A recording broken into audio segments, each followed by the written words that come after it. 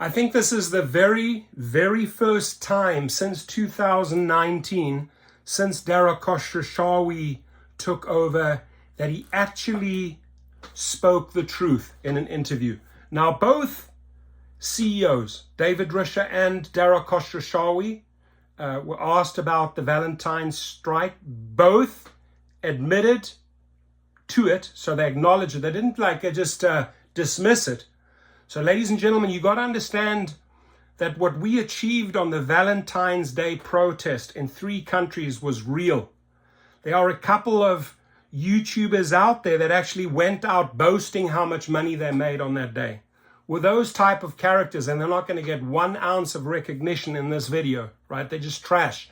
They're just literally scabs that go out there and feed on everybody's hard efforts to get a better pay raise, to get better safety. Now, back to this guy. He said, Uber CEO says the company took its drivers for granted.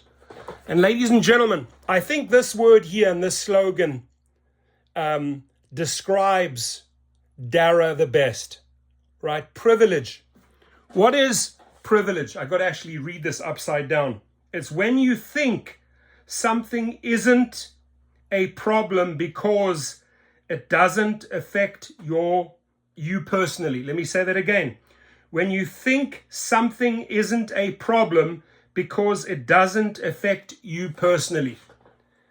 These privileged people that don't understand what goes on in Chicago streets, in LA streets, in Miami streets, sits on his little pedestal there, his little throne, and makes pretty hardcore decisions, right? Because he doesn't care a continental F-U-C-K, right? Just recently went to India and literally will make a video on that, the racist comments. I mean, there's a lot of Indians working for him. He basically not only treated the drivers like trash up to this point. Question is he going to change his ways? Or is this just something to say, you know what? I hear you, I acknowledge you, we took you for granted. I also want to remind the Indian engineers in San Francisco of this racist human being and his words that he chose to describe Indian people when he was overseas. He doesn't care a continental F-U-C-K about anyone but himself and his own bank account, right? So when Uber CEO Dara Khosarowshahi said prioritizing drivers helped the company weather the pandemic. He acknowledged that drivers had been undervalued and said Uber needed to earn their loyalty. It's going to be very, very tough, Mr. Khosarowshahi, to earn our loyalty. Because for years and years and years, you literally screwed over drivers left, right, and center. You were engaged in $328 million in wage theft that you had to settle in New York. That's just in New York. And when we brought this national and international protest, Sergio, I think, said it best. The thing that they fear most is the media being portrayed as the evil one, as the CEO that mistreats his people and doesn't take care of his people. That hits him hard. That hits a narcissist pretty hard because they think they are perfect. They think that everything in their little bubble is perfect, right? It's this privilege that they feel. Screw the outside world. We'll walk over bodies. We'll screw over families, right? He doesn't care a continental shit because there's absolutely not an ounce of humanity in this man's heart. It's just how he grew up. But finally he comes out and says, oh, we took you, the drivers, for granted. Damn right you did. And the question is, what are you going to do about it? Right? There's some really key issues. And he says, you got to listen. So had you listened, Dara Khosarowshahi, what did you hear on February the 14th? Right? He'll never call me or email me or text me, right? Because these people can never admit to any faults. But he knows he underpaid the drivers. He took and he took and he took and he took until they revolted. He never kept drivers safe. People kept on dying left, right, and center under his leadership. Wrongful deactivations. We filed a record amount of wrongful deactivations at Gig Rocket. Both Lyft and Uber have done nothing. In fact, it's gotten even worse. So the question is, you as this privileged king on the throne, right, acknowledging that you took us for granted, my question back to you is, what are you going to do about it? How are you going to fix things? How are you going to plug the holes of the Titanic? Because I can tell you one thing, we're not done, right? We'll embarrass him over and over and over again on the international and national stage, in the media, calling him out for what he is, right? He is an abusive individual, taking advantage of the millions of people that pay his executive salaries, that pay for the call center in Manila, that pay for the staff in San Francisco, right? What are you going to change, Mr. Khosarowshahi? I think you should come out. I mean, you have a direct line to Business Rider. Why don't you come up with a plan and show us how you want to make those wrongs right? Show us and tell us how you are going to win our loyalty back, right? Because the phrase I've used, the phrase Jeff Watts has used, the phrase that Sergio has used and others, there's a lot of YouTubers climbing in and putting the pressure. Mike, Bednar, and all of these people are pounding him, except for one guy. I think he calls himself the coach. He's basically sucking off everyone and find this little parasite trying to find an opportunity for himself within all these protests. But those type of people are scabs. They trash. I'm not going to even give him a shout out here. But Dara Khosarowshahi, you acknowledge this is real. The headline here says Uber drivers are worried about declining earnings, which led to the Valentine's Day strike last week. Both David Risher and Dara Khosarowshahi acknowledged Valentine's Day. The question is now, how will they fix it? And my message to these individuals who think we have no power, we got your attention, buddy. We got your attention globally. And you don't like that we go to the media and portray you as Dr. Evil and portray the brand as a bloodsucker, right? You don't like that, right? You don't like that at all. Because it's what's left in the hearts and minds of the public that bothers you. And we will do it again, Mr. Khosarowshahi. I can assure you that's one field I am a master in when it comes to PR, marketing, knowing how to organize big events, right? That's my background.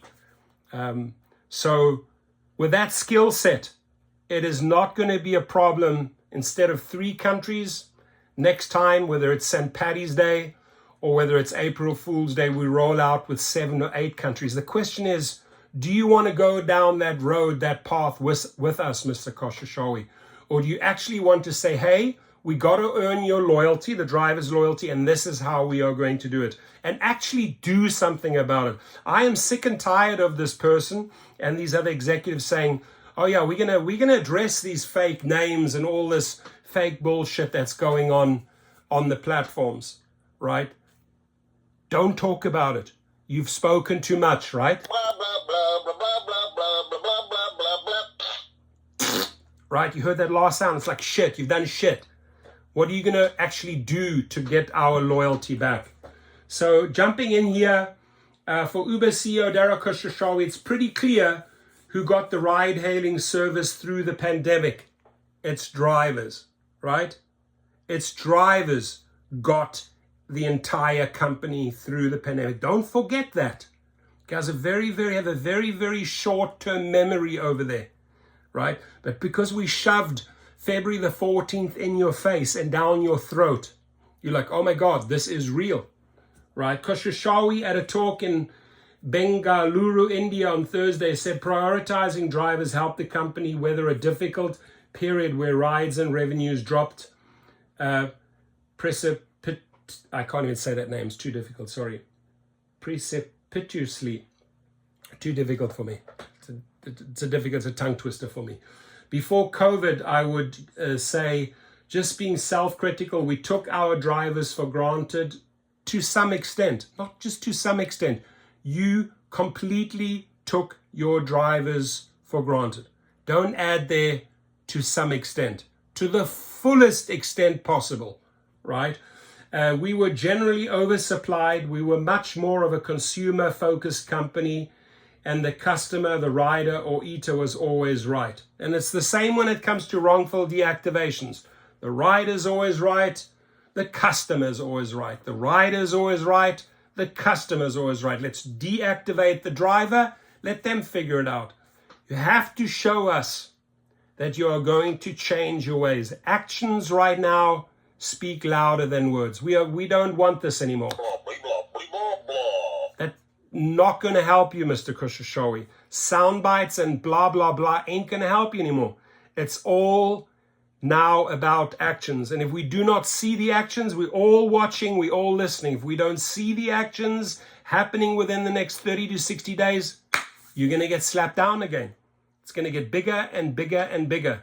You're going to have your PR machine cannot hold up against millions of drivers that are organizing. Not possible.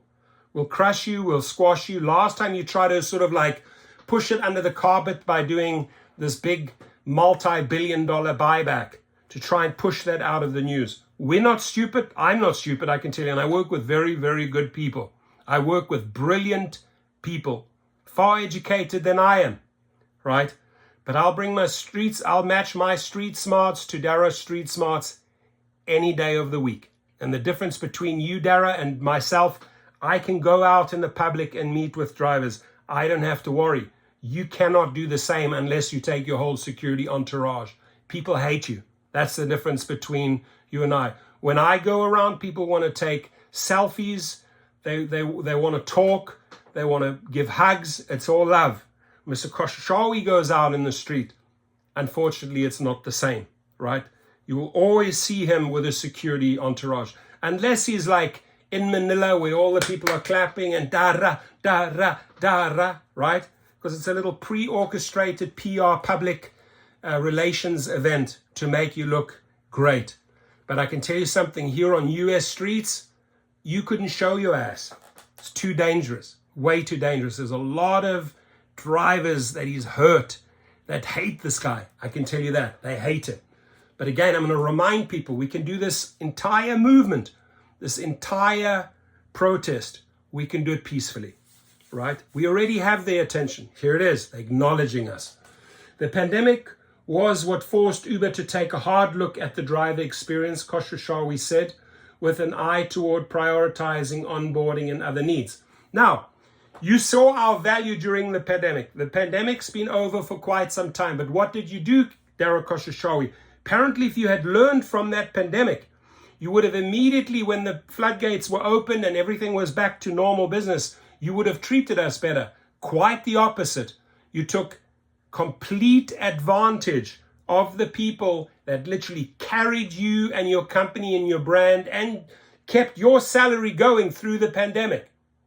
And then after the pandemic, when it was back business as usual, you screwed them over. The take rate drivers were getting less and less and less and less. Uber was getting more and more and more. You're going out there boasting about profits. You're assigning yourself a $50 million bonus, right? So please do not go out and preach that now suddenly, oh God, we got to get your loyalty back.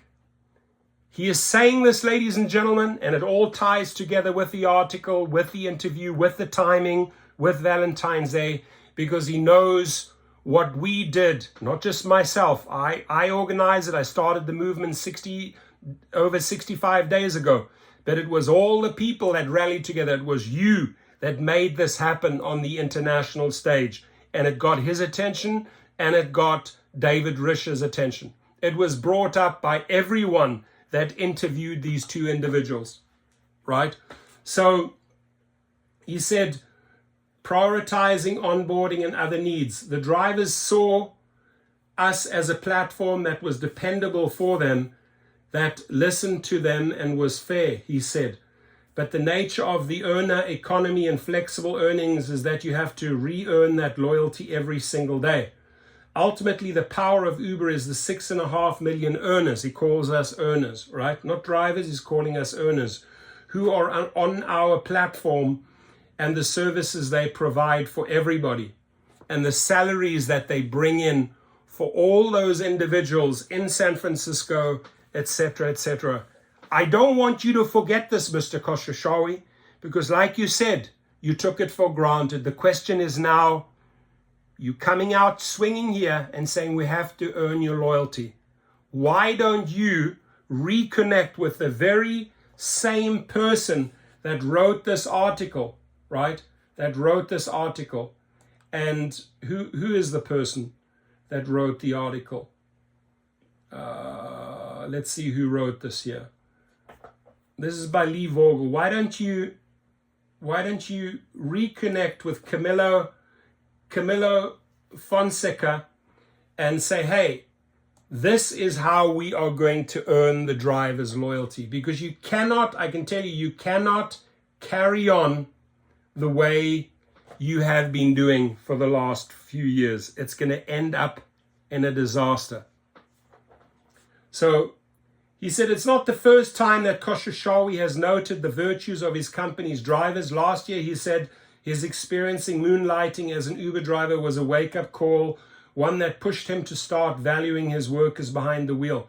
This was over a year ago, but you didn't value your drivers. You decided to take more and more. You decided to squeeze them even harder. Had you actually valued your workers when you did those couple of trips and you thought that, wow, I'm the rideshare driver now, I'm the food delivery guy now. This was way back. And then you said back then you realized how valuable the drivers were. My question to you is simple. Why didn't you start earning their loyalty then? Why didn't you start treating them better then? 1.5 years later, oh wow, we should start valuing our workers. We started celebrating employees going out there, delivering, employees driving. He said at the time, it's a point of pride for employees now.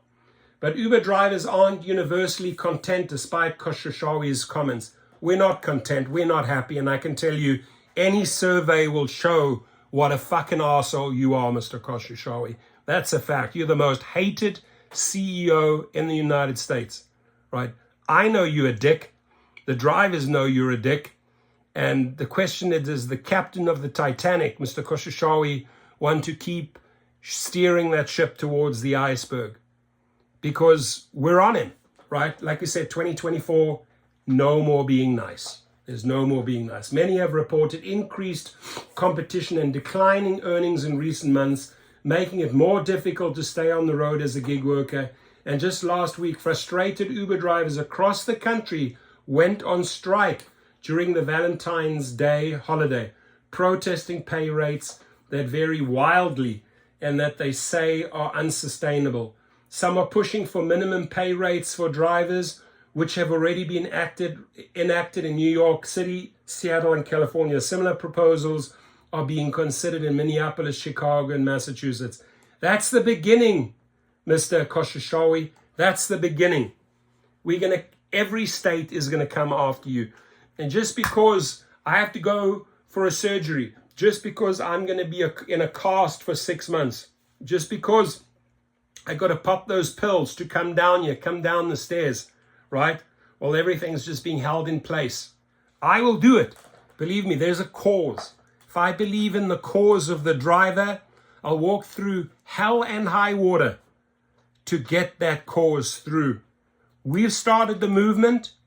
A couple of states are now jumped in, and we're going to hit the accelerator big time, like no tomorrow. So my question is, get back to business, insider, right?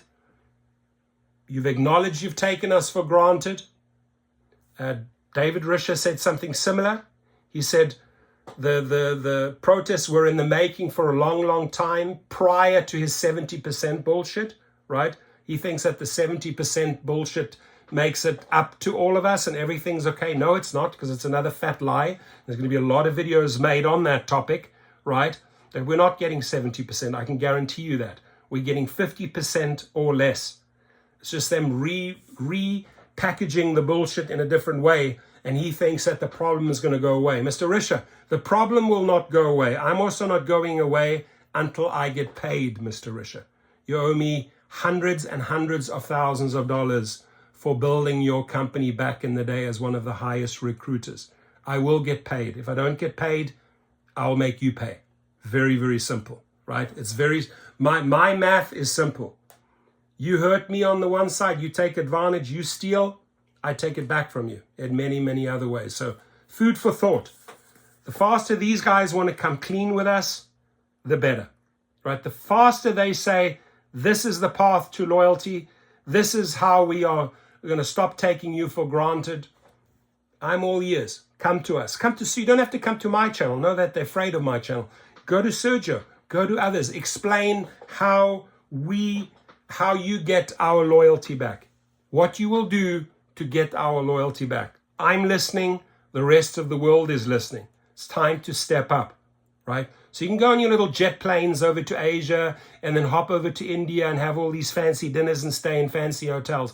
But when the plane touches down on the ground in the United States, you got to know, Mr. Khosarowshahi, right? You're a hated man, right? You always have to look over your back. You always need security around you in the United States. Even in San Francisco, the people fucking hate you in Sacramento, San Jose, Oakland, San Francisco, and around the country. They hate you.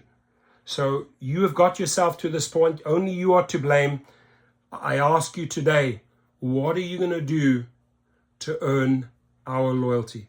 Drivers, stay strong, my brothers and sisters. Stay strong, right? You know we have them when they're acknowledging and they're talking, right? It's a sign of weakness. But there's also a sign and an opportunity to negotiate at this point, because they're admitting they took us for granted, right? They're admitting to the faults. It's a big sign of weakness that they're actually admitting. Otherwise, they would just carry on down that road and see where the Titanic leads them. Mr. Khosarowshahi, take these words I'm telling you very, very seriously. We're not just a little handful of drivers that you're going to push around. We're an army of drivers, right? And we can rally, we can protest, we can organize, we can grow like no tomorrow. And I would urge you to go through all of those videos. And anytime you are mentioned, read the comments about yourself, right? You got to actually admit. Step one, it starts with admitting. I am a privileged arsehole. My name is Dara Khosarowshahi. I'm going to fight for your loyalty, and here is how, right? Because again, let me read this. When you think, this is Dara, when you think something isn't a problem because it doesn't affect you personally, you're privileged. And it's your privilege that has made you blinded. It's your privilege that has blocked out all of the issues, all of the problems that we have been talking about every day. There's no more talking. We are here for actions.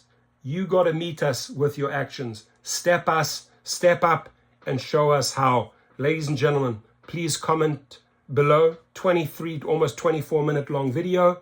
Leave your comments. If you've made it to this point, you've watched the whole video, thank you. Right? It's going to give me a couple of advertising dollars because I don't get paid to make these videos. Right? We make some advertising revenue. That's the only way us YouTubers make the cash here. So please comment below and, comment on this. There's some powerful stuff he said here. You, the 6.5 million were taken for granted. We, the company, have to earn those 6.5 million drivers' loyalty back. How will you do it?